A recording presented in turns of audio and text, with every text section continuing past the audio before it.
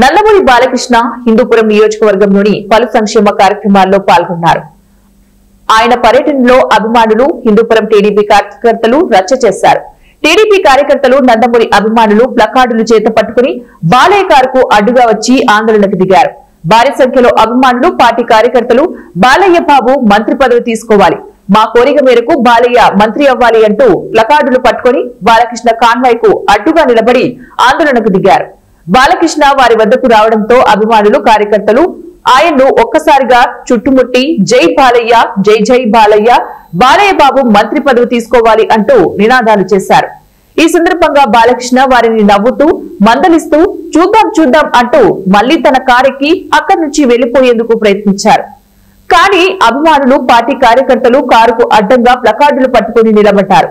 బాలయ్య మంత్రి పదవి తీసుకోవాలి అంటూ నినాదాలు చేశారు. దీంతో సెక్యూరిటీ సిబ్బంది, పోలీసులు నందమూరి అభిమానులు, టీడీపీ కార్యకర్తలకు సర్ది చెప్పి పక్కకు పంపేశారు.